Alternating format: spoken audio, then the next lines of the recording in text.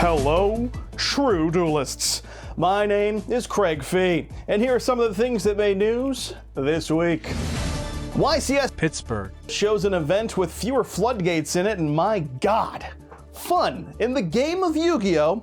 It's real, and it could happen to you. Another trio of decks releasing in one product, giving you two great products, and also X-Saber, for some reason that God could not validate existing on this earth. Uh-oh, drama from Konami? Where's the card, Konami? That's just a field center for the sneak peek. We want to know the card. I didn't write a tease for it, but there's Jack Atlas cards, and they thumbs up. The tease just said the word meow. What the fuck is that? Canada has officially lost its measles elimination status, and what is no doubt an attack on the country by Japan or someone else to try and keep Jesse Cotton from attending YCSs and Worlds. That or the Mennonites don't believe in vaccinations. We will literally never know. Welcome to the Yu-Gi-Oh! Update. Is the format saved? The TCG dropped a ban list last month that did something many people said was impossible: attempt to make Yu-Gi-Oh! More enjoyable. Not only just to play, but to watch as well, thanks to the banning of 7 cards that were all effectively floodgates, and also one horribly designed Xyz monster, something truly unique for Xyz monsters, as long as we ignore the other 18 banned Xyz monsters that exist along with it on the ban list. But a format without Dimensional Barrier or Mjolnir locks is what we were given, and YCS Pittsburgh was where we got to see exactly what those changes looked like. And if you watched the stream of the event, you got to see exactly what those bans did, because they made it enjoyable to watch. So you presumably somewhat did if you were interested, as opposed to at Anaheim, where you just effectively watched dice rolling and the general joy for this game leave the community by and large. But no, a world without floodgates and non-games, or at least not nearly as many, because Lord knows there were still some lovely little floodgates that were exactly the opposite of lovely. Because you watched YCS, you were like, oh neat, the Yummy player is beating the Odeon board, whereas if you watched the stream at Anaheim, you watched Mjolnir and the turn and the duel and your will to live, all with the activation of one card effect, which if nothing else is a pretty impressive effect to resolve and do so many things.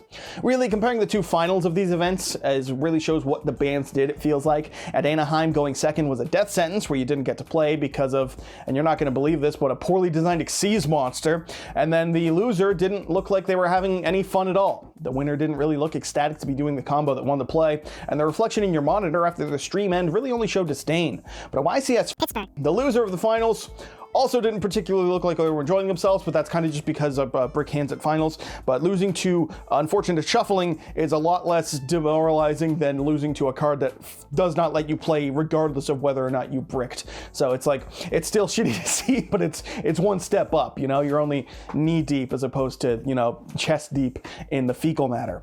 It's what it is. That's just the way the game goes, is the point that I'm making, because it's just nice to have seen a victory not determined by floodgates, you know? It's just one step up. And by that, I of course mean that the players at the top events were doing quite well as I fumble through this spectacular butchering of the script that I butchered. The point being that there were still some floodgates going on in the grand scheme of the tournaments, and especially on stream. We got to see people taking in Spell Canceller to make with fucking the rank 5 that summoned Mjolnir. I'm blanking on its name. Princess Quinceaneri or something to that effect. So instead of summoning Mjolnir to the opponent's board, they summoned Spell Canceller to theirs, and then nobody could activate spell cards. But it's cool because, you know, you're effectively floodgating out of the game that way. We also saw another barrier statue on stream. Instead of making a rank 4 to search it, which is why they banned Earth and Fire, so that you can't search it with the generic Gallant Granite and whatever the Banshee, Infernal Flame Banshee. No, instead a new deck was taking in the rank 8 engine to go ahead and search it, because they could make the new Tachyon card to search 7th and then reveal it to search the barrier statue. And they searched the water one. And that fucking sucks. I think on stream they just hard opened the water barrier statue and normal summoned it, effectively just fucking over that game entirely. I guess karmically, I believe the water barrier statue duelist lost, But either way, it's just really funny to see them like, oh, we got rid of Earth and Fire because they could be problems, and the Wind one's already banned because it's a problem, but we'll leave Water and Light and Dark because they can't be problems, and then they're problems on stream. Just the never-ending, you have to laugh at it. It's quite comedic to see it resolving because it's like, hey, you know what? We should just ban all the barrier statues. Genesis did it. Why haven't we? Still, it is better that than Anaheim is mentioned. And if you look at the top 16 from the event, which is fake and doesn't exist, but the top 16th players deck lists do show that it's a relatively diverse format, that having 8 decks between the top 16, whereas top 8 shows you there's really only 2 real decks to worry about at the uppermost levels, or that's what it kind of feels like, that being Yummy and Draco Tail. The finals was fittingly a match between those decks, with branded Draco Tail taking home the trophy, which is a hearty congrats and a good thing for Draco Tail, and of course a horrible thing reminding us that branded exists, and it continues to, regardless of my pleas for it to stop. God willing, we get another emergency ban list, because I just want to see more floodgates banned. That's between now and the 29th, so ICS Merida in Mexico. I think I pronounced that correct, or I pronounced it wrong. We'll never know. Either way, hopefully more things can get banned before that one, and then when they stream that event, we can get more things banned from that. Oh wait, I forgot. This is, of course, the TCG, and Konami has officially stated that cameras don't exist in Mexico, and it's simply not possible to stream it. What a tragedy. The dream's dead. And yeah, that's it. Bye. And by bye, I mean hello, and welcome to Story 2, that being some product news for the TCG's branch that has been acting incredibly out of line for what we expect from them, with yet another announcement for a product that seemingly doesn't suck. The Legendary decks were a product that many people enjoyed, a collection of 3 pre-built decks of varying degrees of worth and playability. In the past, you saw Phantom Knights getting Rusty Bardish, and Nordic cards getting support that people tell me is good until you duel it, and then you win, and then you're like, I guess it's not that good, is it? And either way, Konami's decided to bring it back with an all-new Legendary Modern deck set to release in March of next year. A collection of 3 55-card decks totaling for 165 cards total. I guess, if my math is correct there, sure fucking hope so. And you get 1 secret rare, you get a bunch of ultras, and 48 commons. A truly powerful collection. The 3 decks getting support in these decks, or this collection of decks, is Sky Striker, a competent rogue strategy, Mitsurugi, an actual modern and competitive deck in the current format, and X-Saber, the Yu-Gi-Oh! Equivalent of this picture. Or if you want, you could also go with this picture. There's a lot of meme pictures that encapsulate exactly this kind of situation.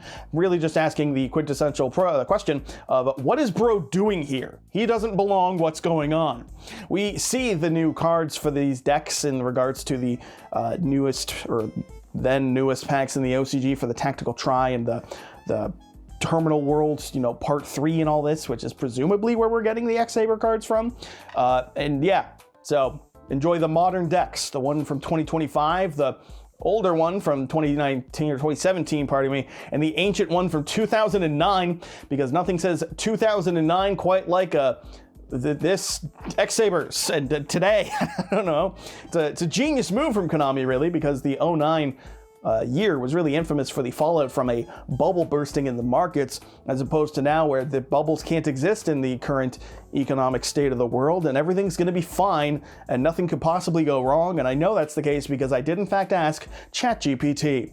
This set is teased as having multiple cards and staples in particular, which my gut tells me is like the lone copy of Fiendish Chain, and they're like, haha, we did it, it's Fiendish Chain, and then we go, wow, this product sucks. But we did just see the reveals from the 5D's legendary decks that included a playset of Ash, Imperm, one of each Charmy, and a number of other staples. So it is actually possible that this has a number of staples in it that are also good. Giving staples and 2 competent decks to duel with, as well as an X-Saber deck to give to your younger brother to get free wins against, is a pretty solid way to get, you know, players into the game and just really get people playing Sky Striker and Mitsurugi a little bit, I guess. Just because, why would we ever play the 2009 deck 17 years later? There's also the 2025 mandated gambling edition added to the set, that being that you can, of course, pull a potential Starlight Rare. Each deck will come with 1 bonus card that's a duplicate of another card in the deck, and it can be a Starlight Rare. This segment, of course, sponsored to you by FanDuel, because there is no escaping the gambling. But we cannot let Konami get the hat trick. We are not giving them 3 positives in one video. This announcement that we're talking about next proves they hate you as a person, and merely makes me wonder why they would never consider sponsoring me. Yes, that being the announcement for the sneak peek of Burst Protocol, where they didn't reveal the card you'd get for attending, just the field center, which means they might not be giving out the card potentially. Maybe I missed the update on Twitter, who knows? They're sheeping out because, as I said, they hate you. It sucks mainly because the cards you got in the sneak peek were always a secret rare. You got an ultra rare version of a card that was going to be a secret rare in the core set. So it was, if nothing else, if you didn't go to the sneak peek, a confirmed secret rare in the set. And also because it's just them giving out less for the same thing. You know, you're paying the same amount, but you're getting a little bit less. That just sucks. If you don't like to see that practice, don't do that. It also had the tremendous misfortune of showing more detail of the cover card and what it looks like, because that thing is fucking ugly. I don't like that. It's a weird-ass, ugly dude, and it's dumb. Over-designed Borreload Dragon, which Borreload itself was an over-designed card, and I say that as someone who liked it. I don't like this crazy, I don't know, weird beefcake version. That's fucking ugly. Get it off the screen. It is possible that we will still get the sneak peek card, and they just haven't revealed it yet, but I don't think that that's as funny a way to frame this, this section, so I didn't do it. So don't ask me why. No dumb questions allowed. And so that wraps it up for the Yu-Gi-Oh! Update. As always, I've been your host, Gregory Fee. Thanks for watching. Appreciate sticking around with me for my week off. And we're back on track. So, as it is, as always, make sure you like, make sure you comment, make sure you subscribe. Not only will you impress your smoking Italian wife, but you'll also become a true duelist. And there's simply nothing better than that.